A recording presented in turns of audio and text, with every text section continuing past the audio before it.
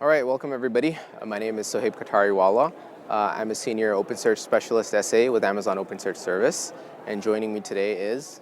Hey, I'm Joshua Bright, product manager within the OpenSearch Service team. And today we're going to be talking about intelligent observability and modernization with Amazon OpenSearch Service. So the takeaways for today's session are going to be, first we're going to start a little bit about just using Amazon OpenSearch Service for observability. Then we're going to go into the new analytic features that have been launched over the past year. And then finally, we're going to talk about Agentic AI for observability. So you want to make sure you stick around for that one. But before we dive into the technical details, let's first talk about AnyCompany, a fictional company. AnyCompany is a fast-growing e-commerce platform that helps small and medium businesses create their own marketplaces. And the goal is they're starting to become more and more popular with businesses looking to compete with major retailers. They have an architecture that contains of modern microservices.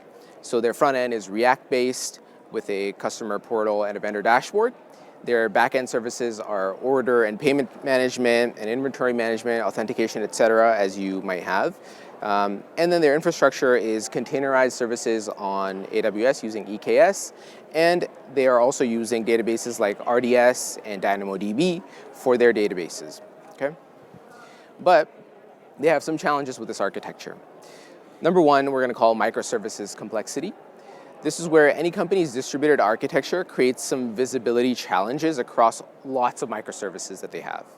When checkout failures spike during flash sales, teams are struggling to find whether it's a payment service that has an issue or the inventory service that has an issue or some sort of connectivity, right? So that's the microservices complexity that the first challenge is. The second one we're going to call data pipeline chaos. So with multiple data sources and databases and data formats from different services coming in, the administrators and engineers face constant challenges making sure the pipelines are calibrated and are performing up to par. The third is developer productivity. So DevOps teams spend hours manually looking through logs and correlating issues across traces and metrics, and they need to write complex queries to understand what's going on, to build some custom visualizations for the different stakeholders that want to know what's going on across our different applications. And so it takes a lot of time for these developers to be productive. And then finally, cost management, right? This is where the observability data volume continues to grow and explode, as with many customers. For the past year, it's grown over 300% for AnyCompany. And they're continuing to scale, which makes traditional monitoring solutions cost prohibitive.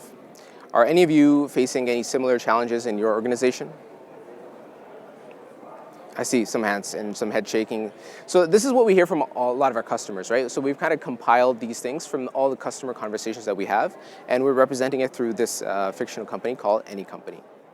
Now, what we see is the common challenges that customers tell us every day. Most modern applications, like the e-commerce platform that AnyCompany has, are distributed across many, many services and microservices, as you can see in the diagram. And with these many services and microservices, the visibility into them can be extremely low, especially for inter-microservice interactions and interactions with other AWS services. When AnyCompany's checkout failures spike during their Black Friday traffic surge, their engineering team was left wondering, what was the issue? Was it a bug in the checkout service? Was it a payment API failure? Was it a database connectivity issue? What's really going on? And the reality is that these decoupled code and services are really, really hard to diagnose. So each of AnyCompany's components emit some signals through logs, metrics, and traces, also called telemetry. And their checkout service logs errors, payment service tracks transaction metrics, et cetera, et cetera. And this is creating a lot of different signals, and having to manually correlate and find the needle in the haystack becomes very challenging. And this is where teams get stuck during a crisis. Recently, for example, AnyCompany's main website went down and engineers had to manually grep their logs and spent hours trying to find what was happening across their distributed system. And so to remediate these failures effectively, you need analysis of interactions and code across all these distributed components.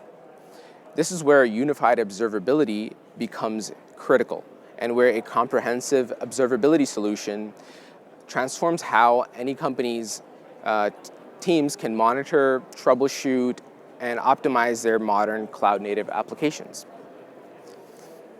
So what is an observability platform, and why is it useful? Just to recap, an observability platform collects information from your entire system in real time to help find and resolve the unexpected or unknown issues. It helps the builders and administrators efficiently detect, investigate, and remediate issues. So usually this is done by creating insights over telemetry, such as metrics, logs, and traces. And an observability platform offers developers the ability to understand the applications better and tools to analyze root causes in the event of failures. And as you know, it's a very, very important part of a workload. Just like other things such as scalability and loose coupling, observability is very critical to get right. So AWS as a whole provides many choices in monitoring and observability services that you can use to collect, to store, to investigate, and alarm on data from your infrastructure and your applications. And together, these services complement each other by providing insights and analytics using predefined instrumentation and visualizations. For example, Amazon CloudWatch, which you can see there, is a service that monitors applications and responds to performance changes. It optimizes resource use. It's really useful for simpler real-time performance monitoring of your AWS environment. And then you also see Amazon Managed Service for Prometheus, which is a managed monitoring and alerting service, which provides data and actionable insights for container environments that are deployed at scale. And then you also see Amazon OpenSearch service, which allows for deep log analysis for complex search needs across logs, metrics, and traces, especially for longer-term data storage needs. So as you've heard, any company has a very complex tech stack with many components that require deeper analysis capabilities, and they require longer-term storage. And this is what makes Amazon OpenSearch service a great fit for any company. So today, of course, we're going to focus on achieving a world-class level of data-driven insights using Amazon OpenSearch service and all the exciting new enhancements and features that have been launched that make achieving this full-stack observability easier than ever. So OpenSearch itself is a community-driven open source platform, which is extremely versatile and covers lots of use cases that include lexical search, vector search, semantic search, and they also include observability. And thousands of customers trust OpenSearch with their production workloads. In 2024 and 2025, OpenSearch Software Foundation has become a project of the Linux Foundation now. So this is to foster an open collaboration for search, analytics, and observability. And as you can see, many companies have already joined the project that you can see listed there to continue supporting the open source project and the ecosystem. The OpenSearch project continues to grow with 1.3 billion downloads and more than 3,400 active contributors, and now at 28 releases. And you can see many members are joining, contributors are joining. So one thing you can take away from here is if you're interested in contributing back, this is a great community to get involved with. Now, Amazon OpenSearch service is an AWS managed service that lets you run and scale OpenSearch clusters without having to worry about the managing, the monitoring, and the maintenance of the infrastructure, or having to have the expertise in the operations of managing a cluster. So that's what Amazon OpenSearch service gives you. OpenSearch and OpenSearch service is a robust ecosystem of tools that can make it easy and fast to build a robust observability platform. So to ingest, to filter, to transform, to enrich the data, and route it from your applications to OpenSearch domain or a serverless collection, you can use the Amazon OpenSearch ingestion, which is a feature of OpenSearch service, which is great at ingestion. To store the data, you can use either open source cluster of OpenSearch that you've deployed yourself and managed yourself, Or what we recommend is to use Amazon OpenSearch service, which takes all the administration out of having to deploy it yourself.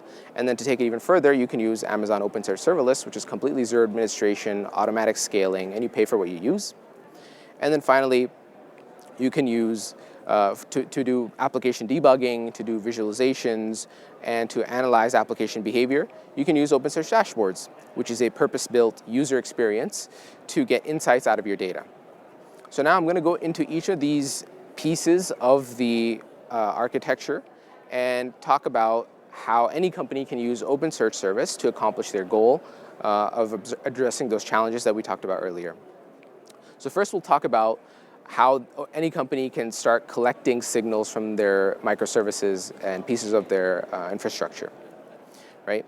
So your applications, just like any companies, can be either AWS native, or they could be custom applications with infrastructure such as databases, containers, virtual environments.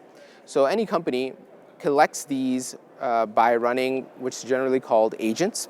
And agents are basically small software processes that run next to their application or run in parallel to the containers to collect metrics, to collect logs and traces, and export them forward to the observability solution. And one of the most popular mechanisms for collecting the data we see that AWS customers using is OpenTelemetry. It's a set of vendor-agnostic SDKs and libraries to instrument your applications. It supports logs, metrics, and traces collection. And due to the popularity, we've seen many vendors start to support it. And so AWS also offers open distribution of OpenTelemetry, which is a way that supports natively many AWS services. And it offers collection from and storing telemetry into the native AWS solutions like OpenSearch service. So now any company sends their data from these collectors into Amazon OpenSearch ingestion, which is a feature of OpenSearch service, which gathers the data and buffers it using its built-in buffering capability. And then before writing it to OpenSearch, you can transform the data. So any company can transform it to format the data in the way that they would like. And then they forward it to Amazon OpenSearch service. They also enrich their data. They can parse logs and metrics during this ingestion using OpenSearch ingestion. So now that the data is collected, it's transformed. Now OpenSearch ingestion pipelines write this data to Amazon OpenSearch service clusters or domains for short to medium-term storage and analysis. And then OpenSearch service also has built-in tiering that allows any company to retain data for longer periods of time at lower costs. So you may decide to store some of the data in OpenSearch into the hot tier and then a warmer tier, or directly in S3 as a really sort of a cold level tier of data and read it into OpenSearch service on demand. All of this data has the insights that any company needs to debug or understand their applications. Okay, so now the data is stored. How do they surface this data and allow their engineers and DevOps teams to get insights out of it? So to surface these insights, OpenSearch service comes with a built-in guided user experience called OpenSearch dashboards. And now it's called OpenSearch UI, which we will discuss in detail in the next section. So now that we've seen how we've collected the data, we've transformed it, we've stored it, we can use dashboards. Now we need to see how to measure and gain insights from this data. So let's go back to any company's engineering team, right? They need to know exactly what to measure across their distributed architecture and how to interpret those measurements and turn them into performance improvements. So the DevOps teams need to measure checkout latency, they need to measure the response times from the different services, etc. So how will they be able to do that? Well, they can use OpenSearch dashboards, which is a purpose-built user experience to get the most out of your observability data. So this is sort of the landing place where you connect to OpenSearch UI or OpenSearch dashboards. You see, the dashboards that you've created.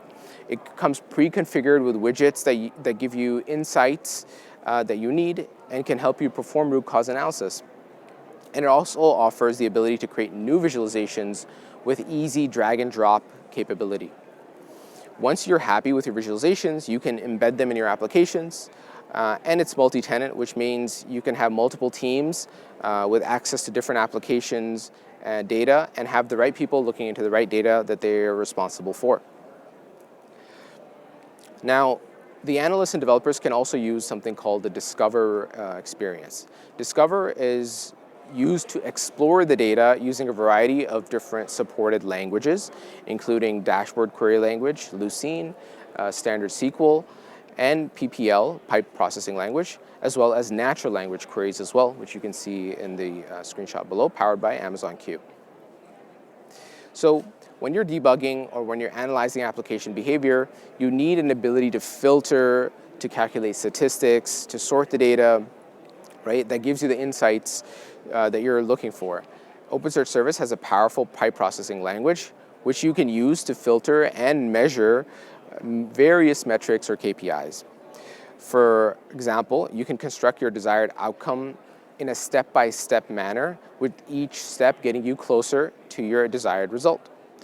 Now, dashboards and the discovery experience are really good if you are there and you're looking at them and you know what to go after. But what if you're not around, right? What if you're not actively logged in and looking at this user experience? And you really want the observability solution to keep an eye on the application telemetry for you. So OpenSearch Service has a robust monitoring and anomaly detection capability, which keeps an eye on your data and sends you an alert in the case of a failure, or in the case that it finds any unusual or anomalous patterns. And you don't really need any machine learning experience to configure these anomaly detectors and set up alerts, which makes it really popular amongst any company's teams.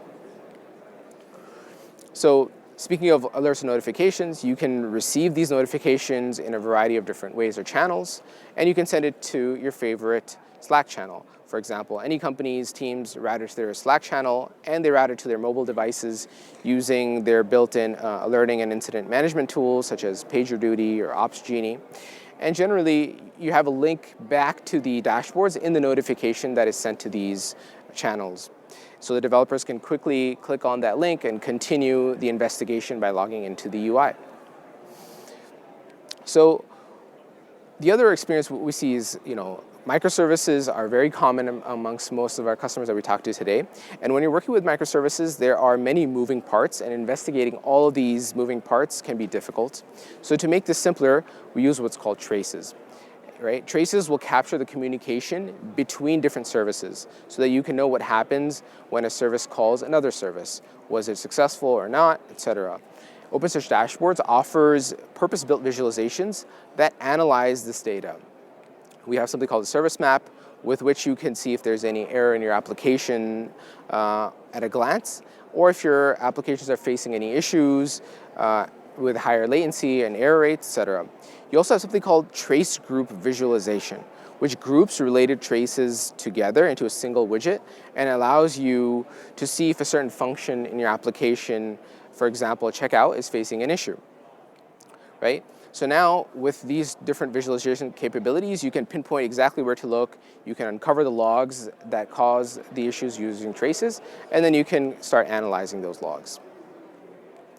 So now the volume of operational data that customers need to analyze is continuing to grow. As we hear from many customers, the data volumes are continuing to grow.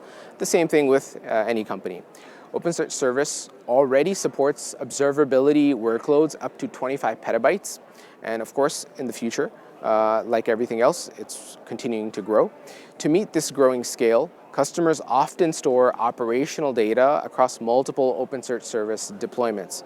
Maybe they have multiple clusters, maybe they have some clusters and some OpenSearch serverless collections, right? And customers are increasingly asking OpenSearch to work across multiple data sources. So they want the dashboard experience, but they don't want to tie it to a specific cluster. So to centralize all this data management and give this view in a single place, we've launched the next generation OpenSearch UI. The next generation OpenSearch UI is an independent dashboard application, which is designed to help customers aggregate comprehensive insights into a single unified view, which allows you to see and view data across multiple OpenSearch domains and collections. And currently, Applications can be associated with multiple OpenSearch clusters, OpenSearch serverless collections, and even other sources like direct query to S3. Now that all these dashboard instances are consolidated, it becomes even more important to have a way to organize the data and the dashboards from the different sources, the different alerts, the different saved queries. So that's why we introduced workspaces in OpenSearch UI. With workspaces, you can easily create your dashboards, save them, as well as your alerts and queries in a private space. This private space allows you to manage permissions tailored to how your team needs to share their data. And Workspaces gives you a curated experience for popular use cases as well, such as observability, such as security analytics, etc. So you can find it straightforward to build content for your use case. Workspace also supports collaborator management so that you can share your workspace only to your intended collaborators, right? And manage permissions for each collaborator as you'd like. So, well, that was all launched last year. There have been some exciting updates and features that we've added to OpenSearch UI this year so far. And now I'll turn it over to Joshua to walk you through those new updates now. Awesome. Hey, thanks, Sohaib. Really appreciate it. Everybody able to hear me okay? Okay, perfect. Before I get started in talking about what's new within OpenSearch service, I wanted to just take a moment. We're on the heels of Thanksgiving holiday, so I just want to thank all of OpenSearch customers as well as the community, open source community. We really appreciate your partnership and really love working backwards with you. And I look forward to announcing more what's new features next year in conjunction with you. Okay. So the what's new section is going to be two parts. So one of them is more of your visual deterministic analytics with OpenSearch UI. That'll be my section. And the second section will be with Sohaib, who will be talking about agentic development. Let's go ahead and get started though. So we looked into the issues that any company was calling out as problems. And we realized that it seemed like everyone was trying to solve this with more features and more complexity. We took kind of the opposite approach.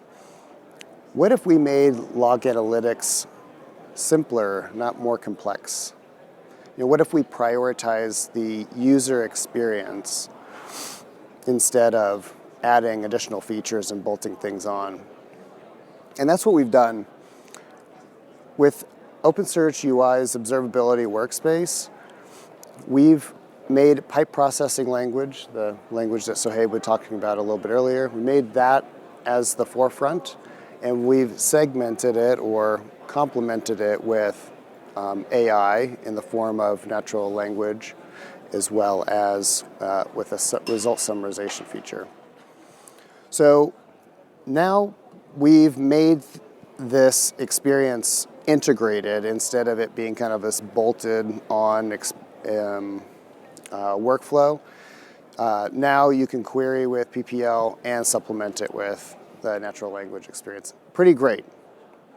So in addition to that, though, we've also made it easier to ingest data from OpenTelemetry so that teams like those at any company can go from their raw data to actionable insights with very little effort.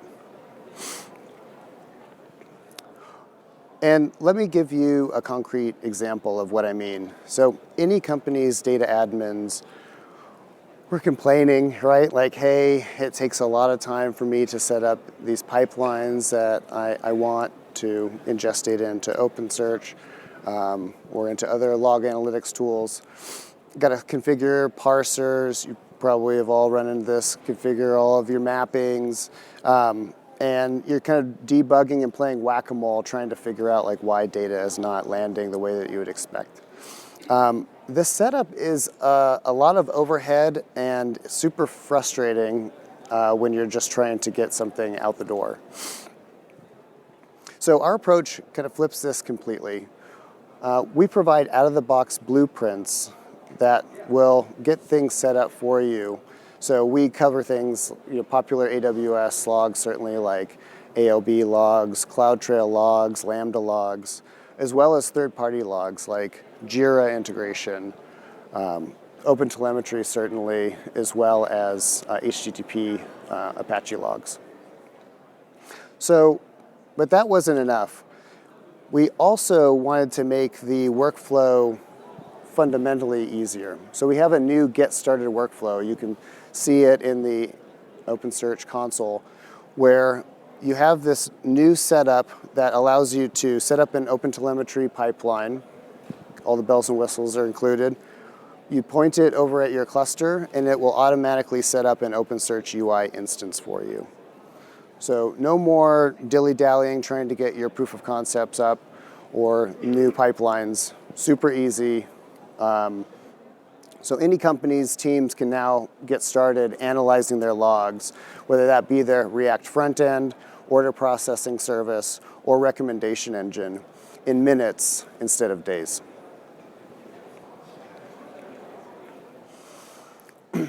But even when you get through the onboarding, right, you hit another wall, which is actually being able to utilize the tooling.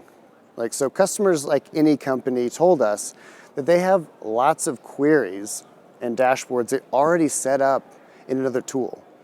You know, they don't want to relearn a new tool, a new language, or new workflows. So we made a fundamental decision. We made pipe processing language feel familiar.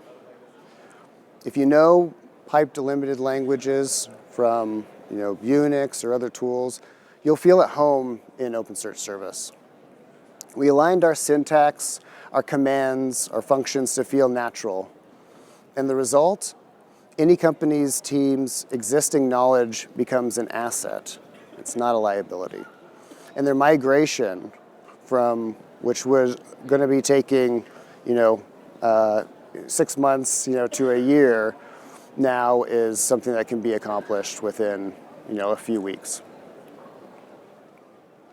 But language is just the start, isn't it? You also need the right words, or in this case, commands, to express the complex ideas that you're interested in extracting. So over the past year, we've more than doubled pipe processing language capabilities. We've added joins and lookups to be able to join indices together. We've added comprehensive time analysis commands like time chart and event stats that allow you to understand events over time. And in addition, we've included the ability to extract unstructured data. Not possible in OpenSearch currently. The ability to extract the data and create new fields for your analysis using Rex and SPath. So this isn't about just like adding more features. It's about having the right tools to ask sophisticated questions of your data. And now any company can correlate their checkout failures with their recommendation engine in a single query. Let me show you what I mean. Anyone can write a query that says, show me all the errors, right? That's table stakes. But observability isn't just about collecting data. It's about asking sophisticated questions. And the real insights come from when you can quickly identify errors that are occurring, quantify how large the impact is, and understand the next course of action. For any company, that means connecting checkout failures with their authentication service performance and payment processing latency. That's where you find the root cause, not just symptoms. And now you have all the tools that you need to gather those insights. Any company's teams were losing quite a few hours moving in between workflows as well. So we talked a little bit about a familiar syntax. We talked a little bit about the new commands and functions that exist. The last piece that we wanted to target was the improved user experience and streamlining that. So at any company, they were moving between the querying experience and the visualization building experience and the dashboarding experience. And what we've done is we said, okay, forget all that. Like, let's consolidate everything into the Discover experience. And so what we've done instead is we've built out those different workflows into Discover. So now when you analyze your data, you're also able to not only do that from a results perspective, but also you can enhance and complement that with visualizations. And then very easily be able to add that into your dashboard. So no longer are you kind of moving in between different areas of your logging tool. You can capture all of those critical things that you need to set up and support your APIs all within Discover. So now, folks can stay in the flow from question to answer to action. And this applies to your data in OpenSearch, but certainly applies to the data where it rests. So as Sohaib had mentioned, we also have integrations with Amazon S3 for historical and audit logs. Your data in CloudWatch logs, instead of piping your data from CloudWatch logs into OpenSearch, you can analyze your data in CloudWatch logs from OpenSearch, and then certainly from doing security investigations for Security Lake. So let's bring this together. We've built our solution on 3 pillars. Easy startup. So you have easy startup with these new blueprints that allow you to get started with very common log types. Been able to create this new get started workflow that allows you to very quickly create the new pipelines and utilize OpenSearch UI. We've made it easier to get started because we built out a familiar syntax that everyone coming from pipe languages easily understands. And we've also made it easy to get started by incorporating the natural language prompts within the querying experience itself. So you can ask questions of your data and get that analysis back. And if that wasn't enough, we also have the AI summarization feature, which allows you to understand, as you type in your query, it will summarize the results and provide you an understanding of what is in the result set. So that's kind of the easy startup section. The next section that we did is we added additional commands and functions in pipe processing language to really unlock insights like never before. And then last, we created a cohesive work experience. So now you no longer have to move in through different workflows. You can accomplish all of your insights right within OpenSearch Discover and be able to very easily create your visualizations and add those over into a dashboard. I'm going to go on ahead and get over to the demo because there's a lot of talking, but I like to see action. So we'll move over to the demo next. What we're going to do is we're going to, we understand that there's a problem with the load generator service. And so what we're going to do is we're going to query the load generator service or understand what kind of errors are coming through. So I do a simple where statement, which pulls all of the errors from the logs. And that's cool. So now we can see that the load generator service is showing up. For the next section, what we'll do is I want to show off this the ability to pull out unstructured data. So I'm going to show here that we have the rex command, which allows you to extract the data using regular expression. So you can see in the table below that you have error type as well as error message. Really, and the nice thing is we have all of these different types of visualizations that you can select from right within the Discover experience. So that's what I mean about having this comprehensive and cohesive experience. It's all within Discover. No more kind of having to move around to accomplish those tasks that you were hoping to do before. Next, what I would like to do is understand the error rate.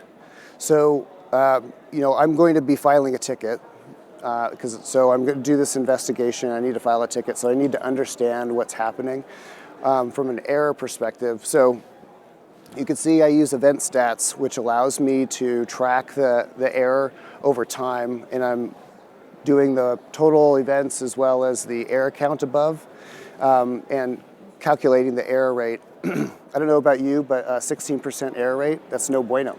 That's no bueno. So we got to do better, and I'm going to assign this ticket to someone who's going to help us out. In order to do that, though, because I don't inherently know where the ticket needs to go, I'm going to join this error data with our service catalog. So now but before we do that, we need to understand when the error had occurred, so that we can fill out the ticket properly. So we use the time chart command to go on ahead and understand what happened. And so with this lovely visualization, I'm able to very quickly understand when the error started, when the error ended, so I can fill out the full case detail of this ticket. And then last, that's when we get to the join. So I have a service catalog off to the side. It has all of the details of who is responsible for what. And now I'm able to join my data across the errors or the logs with the service catalog data. And I see that unfortunately, Charlie's in trouble. Charlie is going to get a ticket. But now, I think that's a really great thing. So now we have all sorts of these new commands, pipe processing language that we weren't able to do before with DQL. So now we're able to unlock all sorts of new insights, and we're really excited about that. But what if you're not, a piped language expert or guru? Well, I talked a little bit earlier about the AI assistant that helps you build out your queries. So I can very easily just come in here and type out an English prompt. The nice thing is, not only do I get the results, fantastic, of course, but I also get the PPL statement as well. So you're able to learn as well as get the results that you need using this language assistant.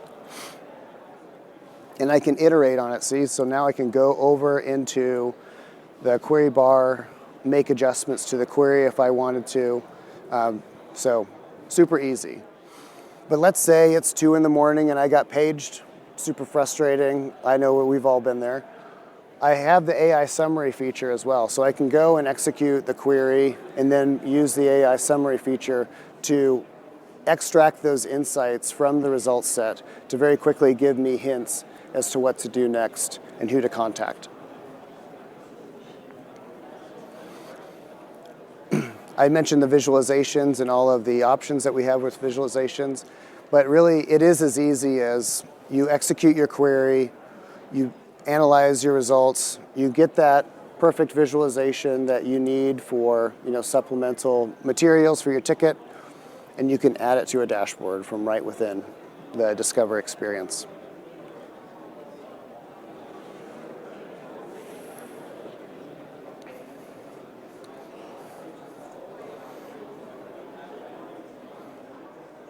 Bada bing, bada boom. Now we got a dashboard. Easy, easy. So what's even easier, right? We talked about having an easy setup, great rich analytics experience, cohesive experience from a Discover visualization. Sohaib's going to talk to us about agentic development. So looking forward to that.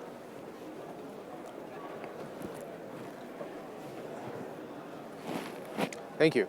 All right, now the exciting stuff, right? So we've seen how any company engineers and analysts can use this improved UI experience to easily get started, to use familiar languages, and analyze data using a rich set of features and query languages to reduce the time to resolution. But before I jump into the next thing, which is a separate team in any company wants to take it really even a step further. They want to know how they can use AI and agents to help with the same kind of things that we saw to speed up investigations and the time to resolution without needing to even have any engineers and analysts using this UI experience. And so what we hear from customers are these two different sort of requirements, right? One is, how can we work without having a team of engineers and analysts? So this is where teams are, staff short, and they don't have the time to go and do the investigation and use PPL like we saw. And this is where they could use the help of an AI agent. And there are other teams where they already have engineers and analysts that are used to using these tools, and they just want to make it easier, and they prefer to go themselves and build visualizations and build these integrated queries and visualizations. So they want the best of both. They want the ability to easily do the UI, and they also want this easy agentic experience. And that's why we have the second piece of it, which is, how can we use AI agents to make this even easier? So any company wants to provide deep and actionable visibility to AI agents that can monitor and analyze and reason and improve the observability process within their organization. They want to have an AI agent that has access to tools such as the list of indexes in the OpenSearch clusters and other data sources that Joshua showed, like S3 and CloudWatch, et cetera. And they want this AI agent to be able to get the metadata from the OpenSearch cluster as well, to see what are all the indexes there, what are they called, what are the fields there, so that it can properly know which fields to query and where to run the filters. And they want to do this very easily to get started and do a quick POC to see, does this work, before they decide to move, if they want to move this into production. So they want to see, how can we start to do this, and what steps can we start using to try to remediate future issues as well using AI agents.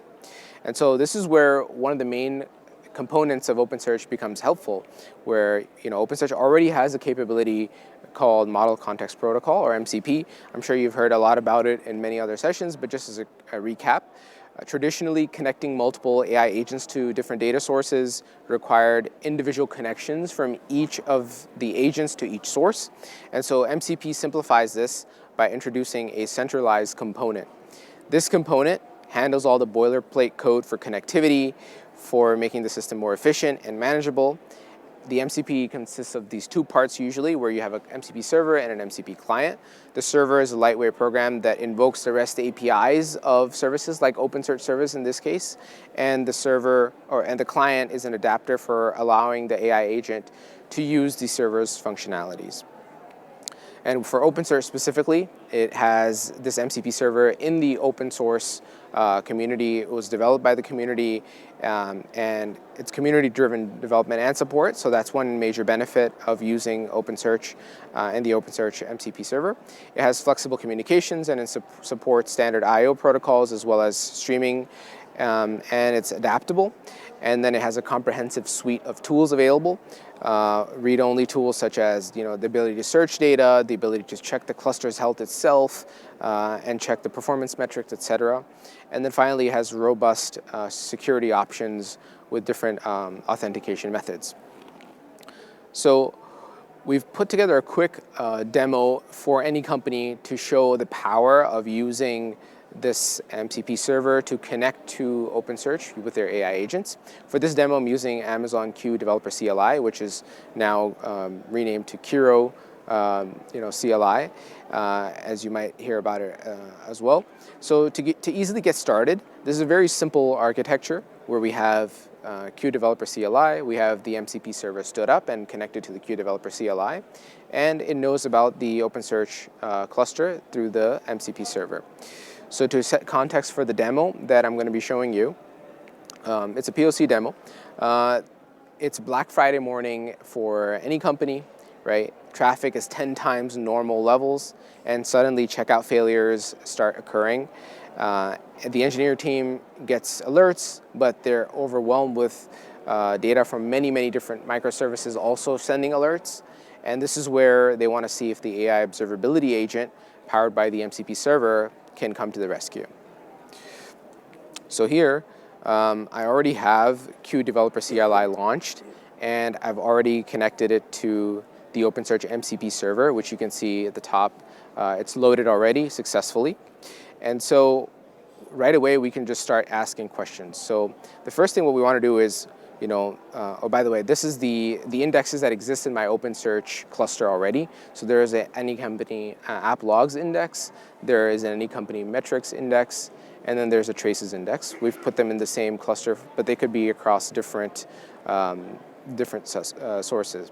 So the first question we're going to ask is, we're seeing increased error rates across our checkout services. Can you investigate what's happening and provide us a root cause analysis? So the agent uses all the tools that it has to figure out what's going on. So immediately we can see that it starts running queries against the OpenSearch cluster, against the indexes to fetch the data. And we can even see the query that it ran. We can see the index name is any company app logs. We can see the cluster name, and then we can also see additional things such as filter clauses in the query itself. It's filtering for a service called checkout. This is so useful for analysts, which they don't have to write queries. And usually when you write a query, you have to run it a bunch of times and maybe adjust it. And we can see the agent does that also. The first query didn't get the right results, so it actually went back to another tool called index mapping to learn more about what's the metadata, what fields exist, and then rewrite the query using the correct field names. And then it does the same thing again and again through the other indexes that seem relevant. So it checks traces as well, and it also checks metrics. And it keeps going back and forth between running queries, checking metadata for what fields exist in my index, and then readjusting the filters to apply, let's check this field, etc. So it's going through and running multiple queries. So useful to save hours and hours of time of a human having to do all of this. And then finally, it takes all the data gathered from all the queries and synthesizes it together into a single analysis. So it tells us, based on the investigation of the data, here's what happened. So first we get a timeline of events, super useful. We know at 10 a.m. things were normal, and then at 10:30 there was an incident peak, and it gives us the data points to prove why it thinks that's the incident peak, because it saw error rates spiking. And then finally, it gives us an actual root cause, which is what we were looking for. And the primary cause is because the service was unavailable. The checkout service became unavailable. So now we know that this checkout service is really what caused all the subsequent alerts and issues that started the whole snowball. And it even gives us, from the trace analysis, one specific service name called process order, which had the error starting. So now we want to dive a little deeper, right? We say, okay, the checkout errors seem to be related to the payment processing. Can you trace the request flow and identify where the actual bottleneck is occurring that caused these issues to happen? So again, it'll go through basically the same process. It's running some queries. You'll see the queries are a little bit different now. The filters are different. It's looking for payment first, and then it'll synthesize this data to try to find what's the actual bottleneck that caused that service to fail and give errors. Okay, so now it's going to get the trace flow. We can even see trace ID, so it's identify, okay, trace 003 and 004 correlate to this issue, so we'll dig in deeper to those specific trace IDs and find the correlated logs. Again, saves hours of time for a human to have to do all this analysis. And then finally, it's going to look further into the logs.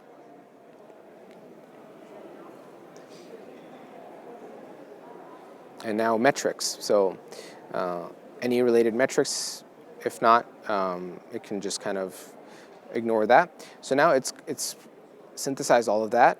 And now let's see what the bottleneck is. The bottleneck identified in this case seems to be the database timeout in the payment service. And so it gives us another bit of data that's helpful, but really at the bottom you see the root cause. That's where the helpful piece of information is that I was looking for, which is tell me what the root cause is. And primary issue seems to be the connection timed out after 5,000 milliseconds on our database service.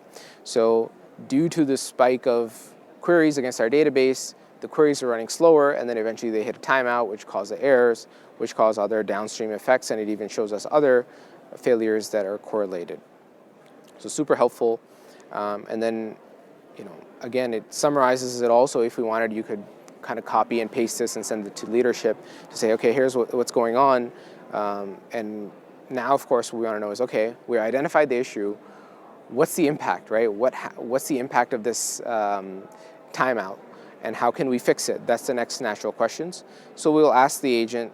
The next question is, what's the business impact of this issue actually occurring, and how many customers are affected, and what's the revenue at risk from this issue?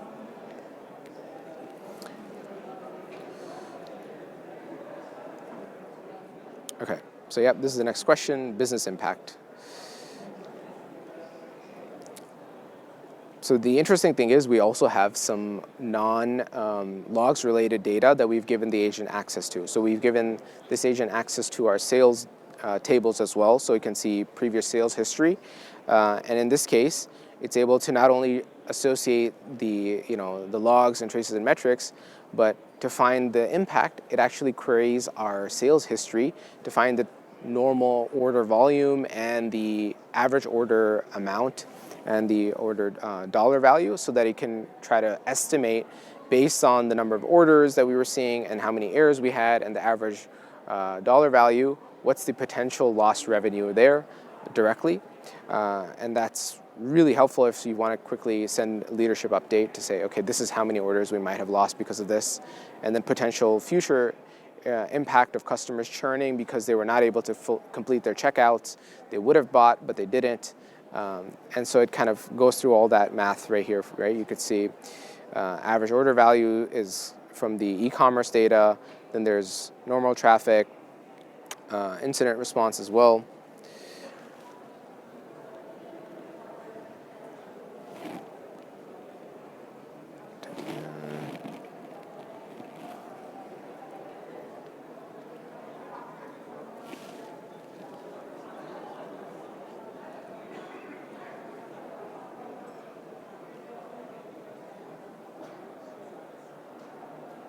I'm trying to see if I can speed this up for you because I think you get the idea. But it's a lot of good data in there to see the checkout service issues, etc.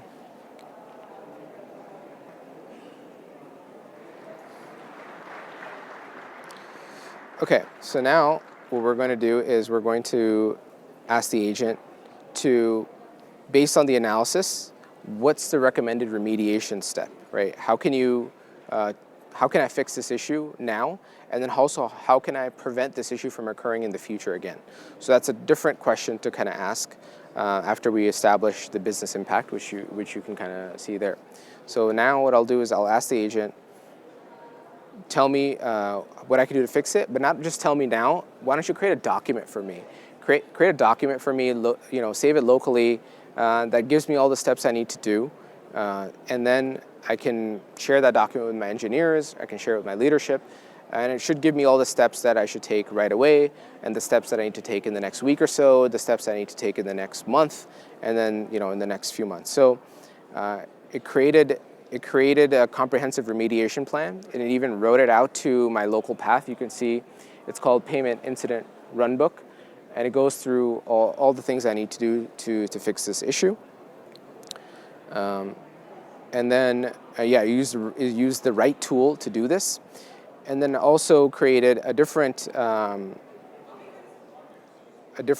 document, which is a run book for future issues that our on-call engineers might face. So now it's doing that.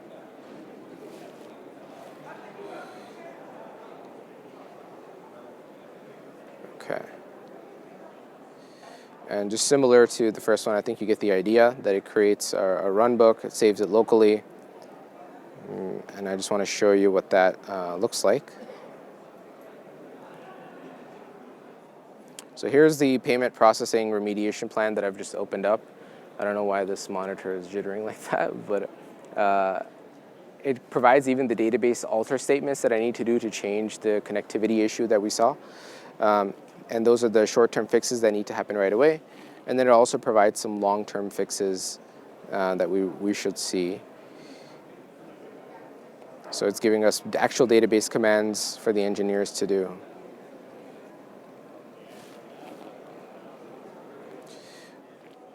Okay, so I think we get the idea.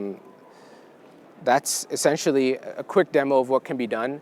Of course, to productionalize it, you can use something like Agent Core to build an agent in production that has similar capabilities. So what we saw today was we saw automatic correlation. The observability agent was able to correlate and connect data from different indexes for logs, metric traces, and sales data without any human input.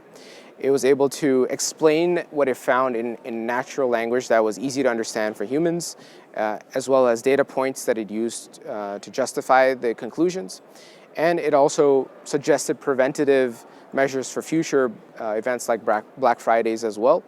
And in near real time, you could see it's updating its database with the memory of this incident so that if something similar happens in the future, it can also use the memory to help make that process faster, since it can remember this happened in the past, and this is what we did to fix it, so it wouldn't even have to potentially go and do all this research this next time around.